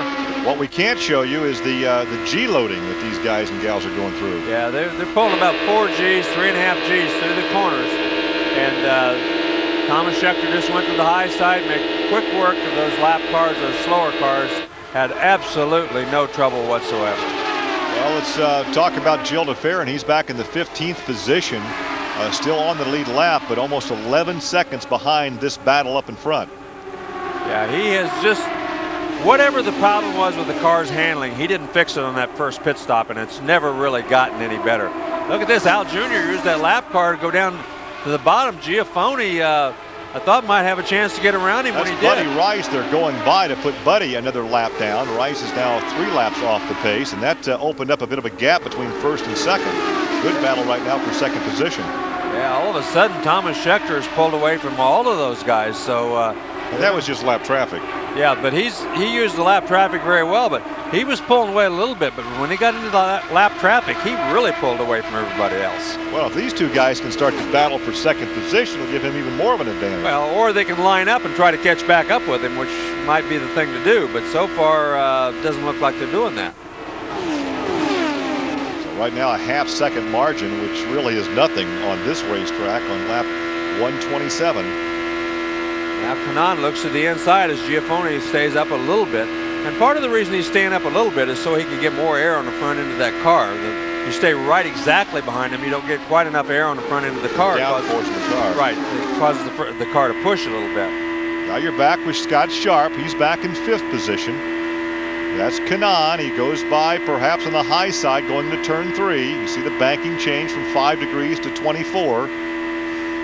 Notice how little he has to turn that steering wheel. Yeah, the cars have very, very quick steering. You don't want to turn them very much. Boy, almost together again right there. These guys run within inches of each other. It's amazing that they run that close at these kind of speeds. But if you don't, you can't make a pass here. Now, once you get alongside a guy, it seems like, boy, if you've got that run, you just take on off and go by him. And if you don't do it in a very short time, then you have to fall back and fall in behind him. So Scott moves up to 4th position. So 2 Kelly cars in the top 4. Al in 2nd and Scott in 4th. And look at Scott Sharp on the high side of Giafone. He's going to try to motor by coming off the corner and does so. Yeah, meanwhile, Castroneves back there, he also gained a spot as he's got to the outside of Toro Takagi, I think. Now let's see what Scott Sharp can do with his teammate. We saw this about 20 laps ago. Yeah, he got up there a few laps ago and then went to the outside and lost all of his momentum and lost 2 spots. And it's taken him about 20 or 25 laps to get those 2 spots back. So we'll see if he can do better this time. They're going to be making a pit stop here in about the next 3 or 4 laps, I think. And then the question will be, can they go the distance on that last pit stop, or will they have to make 2 more stops? 58 laps. That's a tremendous fuel mileage. I can't believe they're getting. That's got to be about 2.35 miles per gallon. So we'll have 50 laps to go this time as Unser leads lap 150, the second time he has led this evening. Scheckter comes in with that speed limit on pit road. Let's see how quickly that Chip Ganassi crew can get him in and out. It's very important for the driver to hit the speed limit and hit his marks. He did a terrific job. He stopped right exactly where he should. Oh, he pulled out now. We got a slight fire. One of the crew members is on fire. The water will put that out. That will dissipate, and as you see, he pulled out and pulled the fuel rig away. There comes the water. The water was really late in coming. Water will neutralize the alcohol. What a terrible, terrible break for Thomas Scheckter. The fuel man, you can see he jerked on the hose and it didn't come out. And the guy on the right front who is responsible for sending him out, he said to go, and you know, Thomas Scheckter did what he was told. But it was just that when he first pulled up on that fuel release, it did not release. A tough break for Thomas Scheckter. Well, here comes Scott Sharp. Unser stays on the racetrack to lead lap 152. 61 laps on this fuel. Look at this. Look at this. Major changes right there on the front wing. They made some major changes on that front wing. Well, he knew what he needed to do in order to win the fire again. Now watch what this. happens. Watch the fuel man. It looks as he goes down. Look, he pulled up, and when he pulled up, the guy said go, and that's exactly what should have happened. But as he pulled up, it got caught, and that's what causes the fuel. You can see that the guy who's trying to help is down there on fire too. His left rear leg or his left leg got on fire as he went down to help. A low-angle shot. It's interesting that we're seeing a flame here, Larry, because that alky burns without the flame. Well, you can certainly see it in this sense. Look at, and he tries to pull it off, almost breaks his leg as he almost got his foot underneath that left rear tire as he tried desperately to pull that fuel hose out. They're black flagging Schechter, and it really, it's really too bad because it was not Schechter's. He's got a stop and go penalty, and it really was not his fault. He was signaled to go out. David, watch David. Get ready. Get ready. Tough break for him. Look at that. There it goes right there. Good shot from on board. I think that is Tim Keene, who is the fuel man there, that tried desperately to pull that fuel thing out and then caught on fire as he tried to do so. Well, Al Unser will come to the attention of the Kelly team, and that could put Scott Sharp in the lead. Let's see who comes around on this steering squirrel this time. Very good pit stop. Appeared to be an excellent pit stop. So Al Unser has led twice this afternoon. Thomas Schechter has led twice, but that pit altercation may take him out of contention here this evening. Well, it's an awful break for Thomas Schechter, and that's been kind of his luck. He's led so many races. He's been the leader so many times near the end of the event, and something seems to go wrong. Sometimes it was his fault. In cases like this, sometimes it's not. Well, the number 10 car just did a drive-through after being black flagged. We're actually showing Unser is back in the lead after that pit stop. Well, it's a tough break for Thomas Schechter because just the time it takes you to get through there and get back up to speed, it's going to cost him tremendously. As you can see, a lot of the cars going by. You saw Giafone going by. So it takes about a lap to get back up to full speed around this racetrack after you do something like that. And just now is he getting back up to full speed. There you can see the water. All the water and all the fire retardant solution. There's Scott Sharp, and look at Castro Neves. The captain has him up in third position. He's not really been a factor throughout this entire race, but with 50 laps to go, look who's up there in third. Right, Kanan not far behind these two, and Kenny Brack not far behind them. But once again, Al Unser Jr.'s pit stops have just been absolutely awesome here today. They've been terrific. They've got him in and out fastest every time in, and that's really what has amounted to getting him this 2-second lead right now. Well, he goes by the number 2 car and the number 5 car, so by Mir and by Lazier. And right now he's enjoying almost a 2-second lead over his teammate Scott Sharp. This could be a 1-2 finish for Team Kelly here this evening. And because of that stop and go penalty, because of the pit altercation, Thomas Schechter now back in the 12th position. He's 1 lap down. That 15th, 1 lap down. So he did lose a lap, and he's in 15th position. Yeah, and if he weren't a grown man, he'd probably cry right now because he's certainly had the fastest race car on the racetrack all night long. And that was really nobody's fault, that pit stop. The fuel everything went well. It's just that when the fuel man went to pull up on that fuel hose, didn't release. It didn't release. The guy on the right front, he did the right thing. He tried to send him out, but it just didn't happen. Let's take a look at the onboard telemetry from Scott Sharp's Delphi car, and we saw earlier the type of G-load he was pulling in the corners of just over about 3.4, 3.5. Well, this is going to be interesting. Two of the slower cars running side by side. Second, third, and fourth right together, stacked up behind a couple of the slower cars that are running side by side. Vitor Mir and Jacques Lazier, of course, those guys probably, those guys running side by side, and they're running a lot slower than everybody else. Now Kanan goes to the inside. Kanaan gets to the inside and takes the second position from Sharp.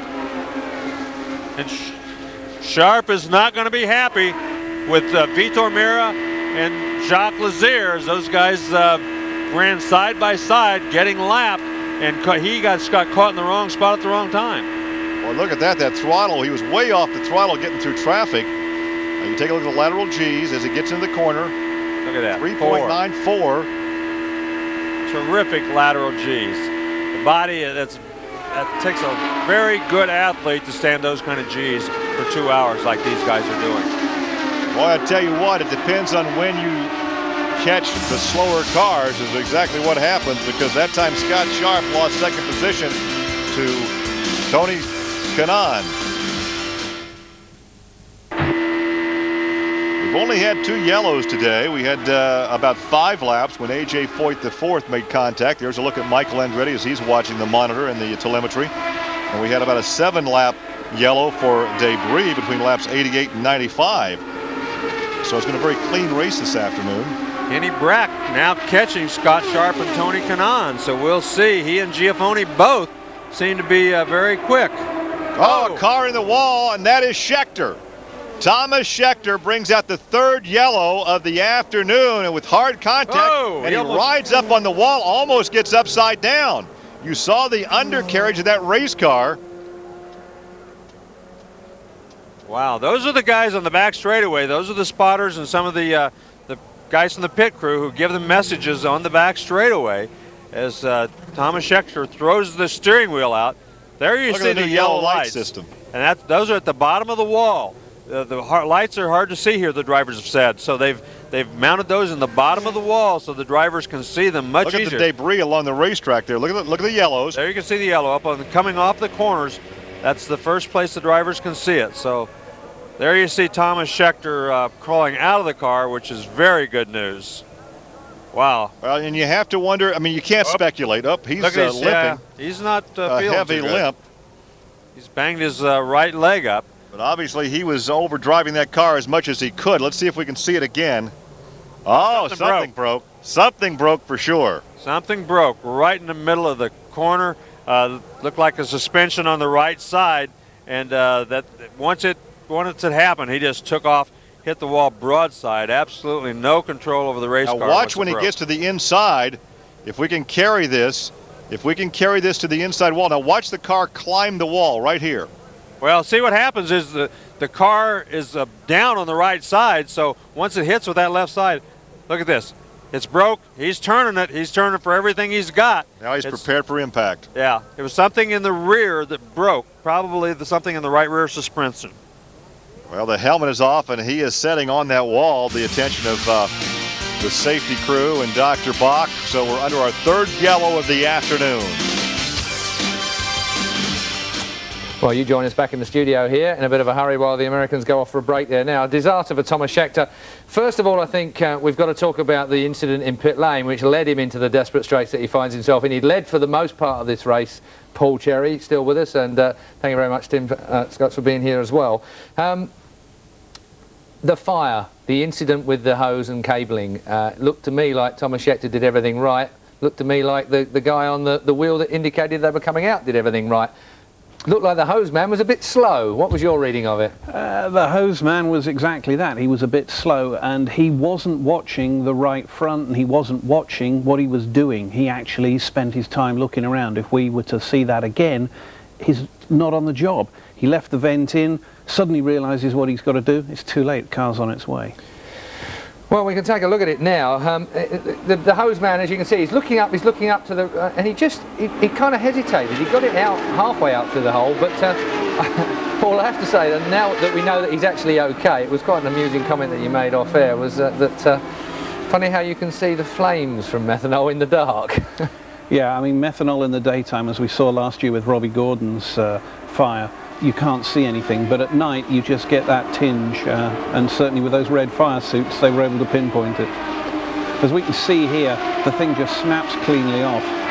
Scheckter would have more of a problem maybe if they'd had to make another fuel stop, because without a doubt I'm pretty sure that will have done the seals. Now Tim, he got a drive-through penalty for that particular infringement. Now, obviously, it was his. Again, it wasn't an infringement that Thomas actually caused. It was his team, but they all get treated. They all get the same penalty, don't they? Yeah.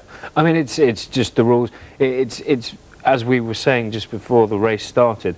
Thomas is maturing all the time, and it's ironic that for him, on a race day where he's done everything right, it's all gone wrong for him, and it's not his fault, including the final accident. Well, the final accident, obviously, he was trying to make up ground, and then we have a breakage on the car. Now, obviously, we're assuming that had absolutely nothing to do with the fueling incident, because it looked like a suspension failure at the back, Paul.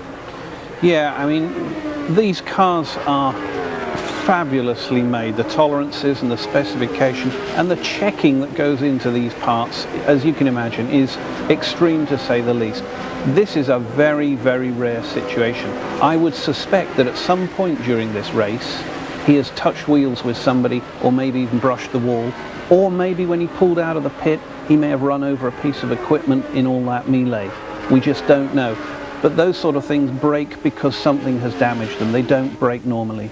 Well, we can see Schechter's car being pulled away there at the moment. We are under our third yellow of the afternoon. Lap 175 was the incident. Hear from the telemetry or anything radio? Let's hear from trackside. Clues to what was about to happen? Really no idea, Jack. I mean, it was obviously something sudden, and it was obviously something broke on the car. And the good news is Thomas is okay, and you know, we can get another car. Indeed, words of wisdom. You can buy cars. Well, that was Jerry Punch, obviously in the excitement of the moment he called him Jack, but that was Jerry Punch, one of the 3 pit reporters this afternoon here at, I keep saying this afternoon, I'm so used to racing in the afternoon, but it's twilight here in Texas. You see the lights there on the infield, but I tell you what, you've been around this track at night, and for the drivers, even at 220 miles an hour, it's like high noon. The lighting facility here is phenomenal. The lighting is terrific. The racetrack is very good. When they first built this track, it had a big dip in it down in 3. They fixed that, so this racetrack is everything the drivers like. The guy who really did not want to see that yellow flag is Al Unser Jr. Now then, he's got Kanaan, Sharp, Brack, and Giafone all right on his tail, and it's a jump ball now. Once they catch up with you, anything can happen because the draft is so important. If you just mess up just a little bit, you can be passed very easily. Well, the pits are open now. How many will actually make a pit stop? We only have 5 drivers out of this event. Well, the only guys probably that'll come in will be Dixon and Herta, maybe Castroneves, because they're the last 3 guys on the lead lap. If they change and it actually helps them to have on new tires, then they might gain something. The guys up front are not going to. I like those yellow lights there at the track. See, at the top of the banking by the bottom of the, makes it very easy for these drivers to see that there's a yellow on the racetrack. So Johnny Rutherford has that yellow Corvette out on the track, still under yellow here in Texas. So lap 179 now complete. The yellow came out at 175, and there's the wrecked target car of Thomas Schechter. Heavy, extensive right side damage, but notice the right wheel stayed on because that tethering system.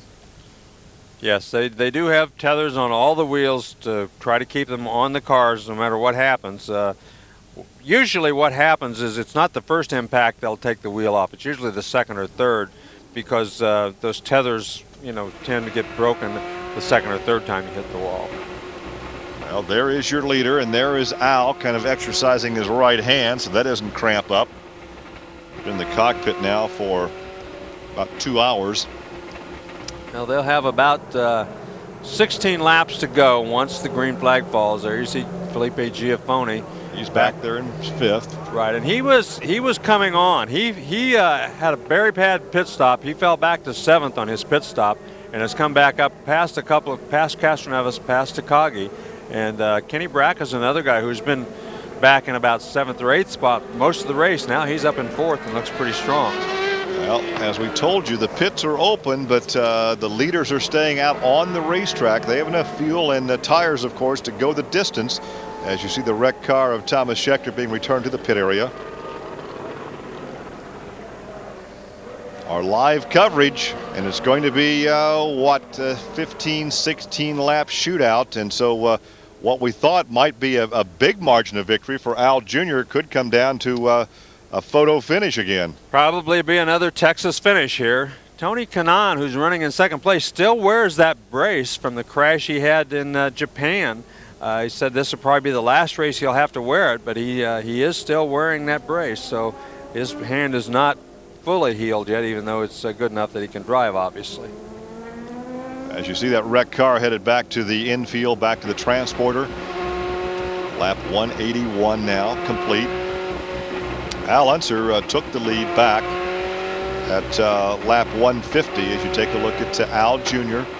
First time he has led in 5 races this season. He has a couple of Indy Racing League victories in his very vast resume. There's a look at Tony Kanaan. You're riding with Tony. He's back in second position on this restart.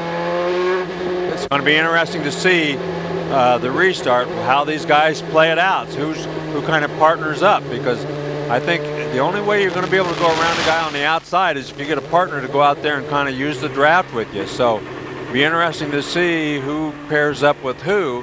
Kenny Brack back there looking the strongest that he's looked all race long. Scott Sharp presently in third position for Team Kelly. They have the lead right now, and they have third position. Kenny Breck, there's Kenny Breck in the Pioneer car driving for Bobby Rahal and Dave Letterman, the late night television talk show host. He's back there in fourth. And he just hasn't been all that strong all race long. He's been running back in about 7th or 8th most of the race, and now then he's up to 4th and looks stronger. Felipe Giaffoni, he and Breck were 2 of the fastest cars on the racetrack during that last segment before the yellow flag came out. There's Tor Takagi. Tor is back in 6th position. He was the Rookie of the Year at Indianapolis 2 weeks ago. Still Castroneves back behind him in 7th. Tor Takagi's still learning, but he certainly has looked good and strong all year long. He really has kind of surprised me. I thought he would be okay, but I didn't expect him to be nearly as good as he has been thus far in this season. Well, Mo Nunn has a way of picking some good young talent. Yes, he does, and he's done very well with him. There's the 3 car of Castroneves. He started back in 10th position, and at one point after that last pit stop, he got up to 3rd. And then he fell back a bit. And right now, Castroneves back in the 7th position.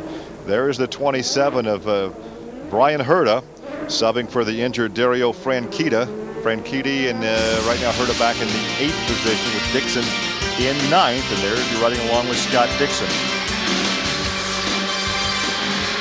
Well, now we get an idea of just how bright these lights are here.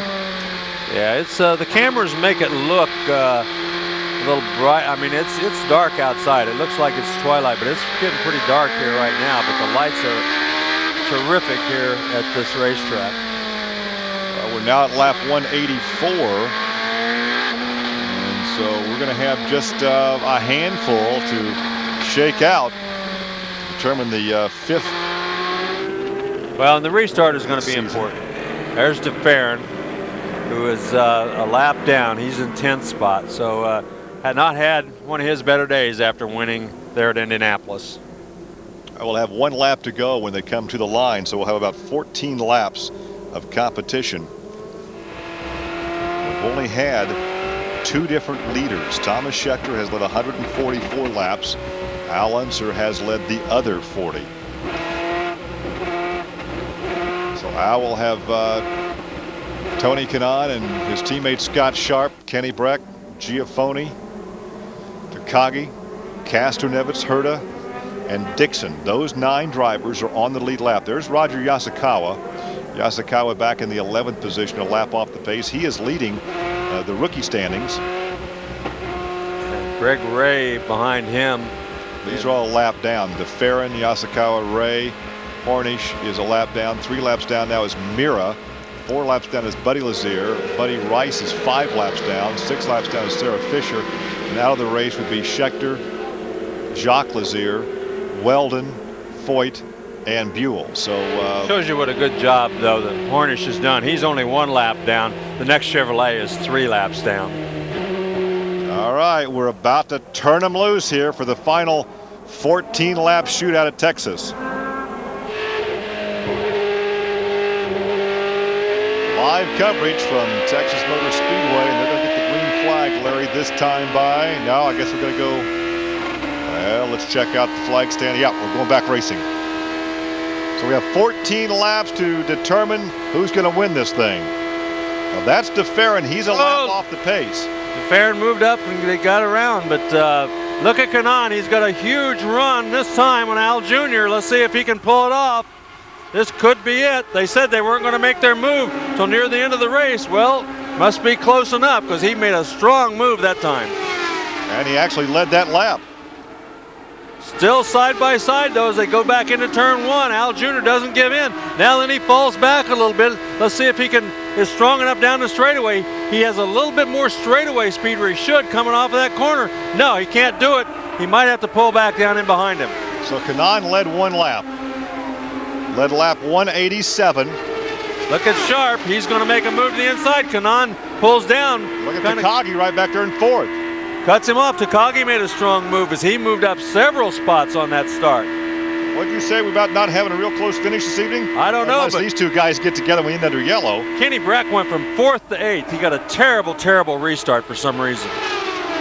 Well, besides Schechter, Al Unser has led 40-some laps. He relinquished the lead for one lap to Tony Kanaan, then got him right back. And here comes Scott Sharp. Well, he's certainly showing right now that he might be the second fastest race car on the racetrack all night long. As I think everybody will agree, Thomas Schechter was the fastest guy out there. All right, we complete lap 190.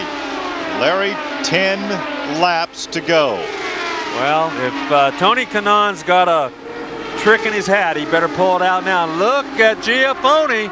Giafone bottomed out right there. You saw some sparks off the right rear. Oh, contact between Giafone and Scott Sharp, and Sharp's going to lose a position or two. Oh, contact with three guys. Two guys got together. Takagi was on the inside, and two other guys get together, and this race is going to end under yellow. Castro Neves was DeFerrin. One or the other got down there sideways as Takagi tried to make it 3 wide. Just wasn't enough room. Sharp and look Giafone, at the damage. And that Takagi is Giafone's teammate. I don't think there'll be any love lost between teammates after that incident. There might be some conversation yet this evening in the Mo Nunn pit. Giafone gives a thumbs up, meaning that he is okay. That's good news, because that was a pretty hard hit. Let's take a look again. Now look at Takagi. He's under the white line. He just got way under the white line. He had no business being there, quite honestly. He had no business being down there. Those two guys almost touched coming off the corner. They slowed down, so he got a big run on him. And once he got to the corner, he had to go under the white line. Well, you can't do that there. If those guys hadn't been there, he was going to be the one that ended up the fence. Right there's the contact, little bumper ball. He got way below the white line. The car's not going to stay down there because the banking is different down there. The tires are not flat on the ground. You can see that right there. Once he got those left side tires underneath that yellow, he was going to do nothing but slide up the racetrack. And look at the cars behind. Two other guys get tangled up. That's Brack and Castro Neves, I believe. Yeah, Castro Neves. Was that the 27 car? That could have been the 27 car of Perda. Could have been. When he went down below that white line a moment ago? Well, I mean, it was just one of those unfortunate racing incidents. I don't believe he had any intentions to go under the line, but he had a run on those guys, and everybody started coming down, and he went under the line, obviously, to try and miss those guys, and unfortunately, you know, him and Sharp touched, and I mean, it's really bad for Felipe because we really needed Felipe to have a good result this weekend too. That's Peter Parrott. It doesn't appear there's any damage. It just looked like Scott's left rear just clipped our side pod. We had a pretty big moment, but it looks like everything's okay. Okay, thank you, Dave. Well, there's a 21 car on the hook, and you have to tip your hat to this Indy Racing League safety crew. They work so rapidly to get these cars off the track to sop up any moisture that might be on the racetrack to get this back under for maybe a lap or two. But Johnny Rutherford is slowing the pace car as much as he can, and Al Unser is pushing the pace car as hard as he can. Let's get this race over. Yeah, he'd like to see it. He'd be just happy to see it end under yellow.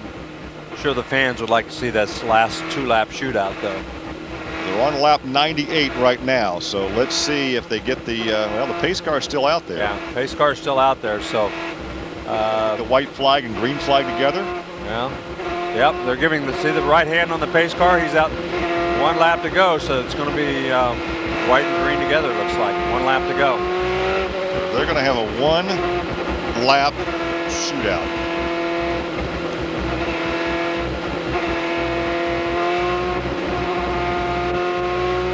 Well, Mr. Rice, it's time now, if you have an ace up the sleeve, to pull it out. Well, this is absolutely the worst thing that could happen for Al Unser Jr. because on a restart, we've seen it time and time again. A guy can get a little bit of momentum and he can go up there for a lap, and then he falls back. But boy, we saw Kanaan the last time this happened. He led the next time by. So it could cost Al Unser Jr. what looked like a pretty good victory for him if Kanaan can do exactly the same thing Before that that yellow he did last came time out, around. Al Unser had an over 4-second margin on the field. Well, the battle really was for second position. The big question is, can Tony Kanaan do this time what he did last time? And that is get on the outside and lead 1 lap. That's all he has to lead. All right, here they go. Kanaan, oh, look at Takagi going the high side. He led 1 lap. Takagi's going to get down on the outside. There he goes to the lead. A great start, but here comes Al back on the inside. We can set up for another of those side-by-side photo finishes. Al Jr. is not going to give up that easy. Let's see, though. And now that he pulls up just a little bit, and that's maybe just enough to get him the victory. And Al is going to win this thing. Al Unser Jr. did a terrific job because the last time that happened, Kanaan got to the outside and he led that next lap. That time, Al Unser Jr. was simply determined that that was not going to happen.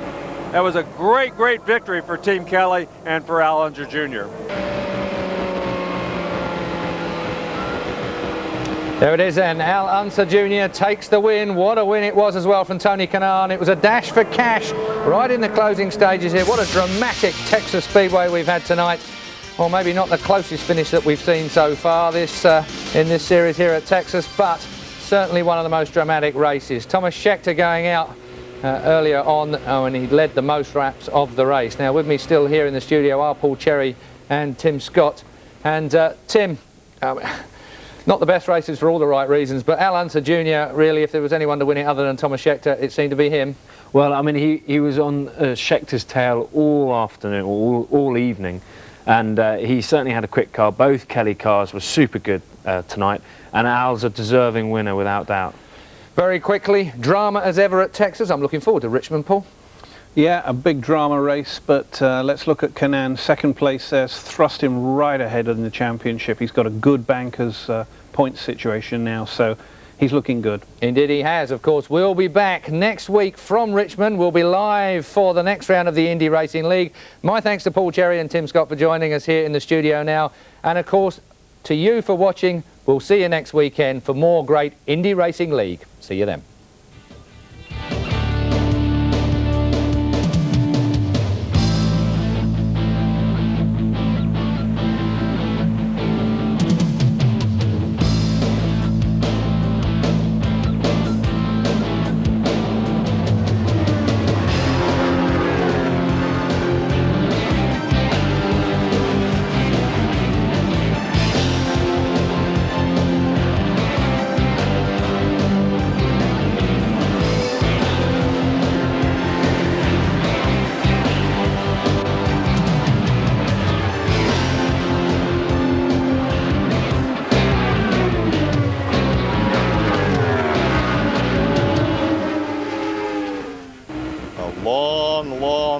But very enjoyable drive down the pit lane, being saluted by all the crew members, and he returns the salute. And quite honestly, a popular win here, not just for the race fans, but for the participants as well. Yeah, I think you're exactly right. Everybody is extremely happy to see him make that big comeback after all the adversity that he's gone through.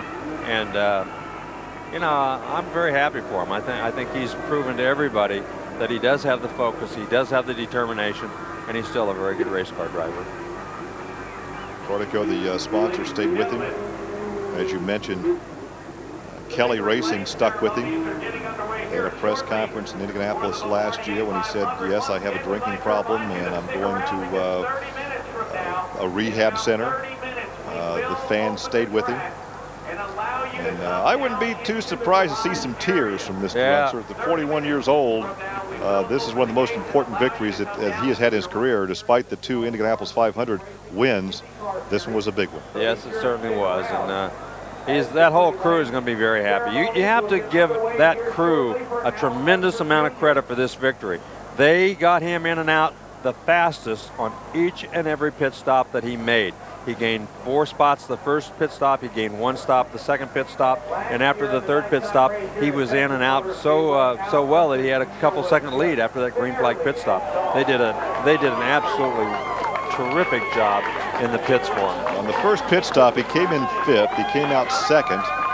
On the second pit stop is when he took the lead from Thomas Scheckter. Right, he came in 2nd, went out 1st. So he did a very, very nice. They did a good job on each and every pit stop.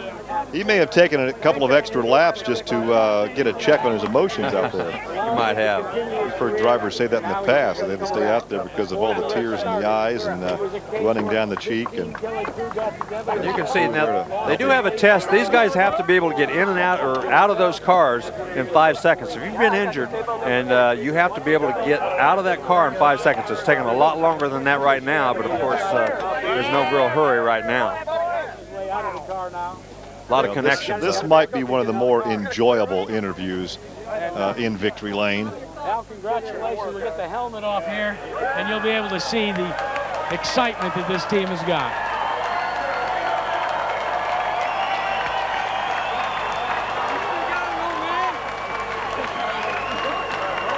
Hey, wait a minute. They're calling you an old man. Don't they realize you just won this race? I tell you, this is great. I was real worried about it because we had a pretty good lead, and I know these finishes. You know, we've lost this thing by too close of a margin, and my guys just did a great job on that last pit stop. What can I say? I mean, they put me 4 seconds out. Yeah. Hey Al, we're going to show you the finish. You want to take a look at this finish? Let's show you the last lap and talk us through it, okay? Well, we had the restart, and I tried to jump him, and, you know, Tony, he's sharp on those restarts, and he came around me on the outside of turn 2, and I was just trying to get as close to him as possible, try to get a run. My Toyota engine outperformed that Honda, and we came just barreling right through, and we pulled him in there at the finish. We were all alone. It was great. Al, we talked about the fact that you came into this season with a renewed enthusiasm, clean and sober and more excited than you've ever been. What does this victory mean because of all of that? It just means everything. I mean, what can I say? I mean, you work hard off the track as much as you do on, and the dividends paid, and that's what we're doing. I just want to say hi to all my kids, you know, little Al, Cody, Shannon, Joey, and Chad and Chase. I love you guys. And I also want to say hey to Gina, too. Stinky girl. Hey, Bob. Get out. Good job, man. We'll take a look at the unofficial results. This will move him up in the point standings. He was 6th coming in, so unofficially he wins it over Kanaan, Takagi, Breck Herta, and Scott Dixon. Soldiers home in 6th position. As we continue the rundown, Castro-Neves after that half spin late, and DeFerrin came back to finish in 8th after a miserable evening for him. And you take a look at the other ones. Thomas Scheckter was the class of the field for a while, had that misfortune in the pit area, ends up in 18th position. There was Jacques Lazier, Weldon, Foyt, and Buell out early with engine problems. So Al Unser, as we indicated, Larry, will move up in the point standings with this win and give him some new youthful enthusiasm for the rest of this season, and could put him in a position to actually have a charge at the points championship. And what a story that would be. As you take a look at Al, has vaulted from 6th to 2nd in the point standings, 26 behind Tony Kanaan. Castro-Neves falls to 3rd. Kenny Breck is up to 4th. DeFerrin falls to 5th.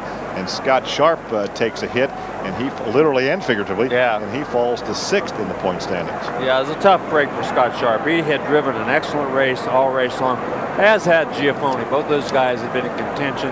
And, you know, the more I think about that accident, it was just a racing accident. Everybody was in a bad position going in there, but they all wanted to win. Well, Well, this was the 5th of a 16-race schedule. He almost stumbles climbing out of the race car. And there's the confetti, and there's the reception from the crowd. And I've never seen a bigger grin on the face of Al Jr., even after his 2 wins at Indianapolis. Well, that crew, he gave them a lot of credit, and well, he should. As they were, if not the reason he won, but they were certainly a big part. They put him in a position. That's right. They put him in the best position he could be in. Every time he went in, he came out with an advantage. He came out faster than the guys he was racing with, and that's a huge, huge advantage to any race car driver. Well, he didn't qualify. Well, he qualified for the 7th starting position, but he was running 5th on that first pit stop, and they got him out in 2nd. We want to hear from Tony Kanaan, who finished 2nd and ups his points lead just a bit.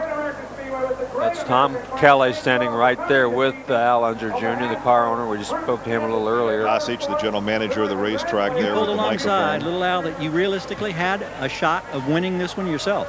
Yeah, I thought so, and I think you know, he was very clean to me, and I made a pass in the outside on turn 1, and Brian Barden said in the drivers meeting, the outside line won the last 4 races here, so I went for the outside. I need to tap in the hand now because it didn't work this time, but it's a good job for the whole 7-Eleven team.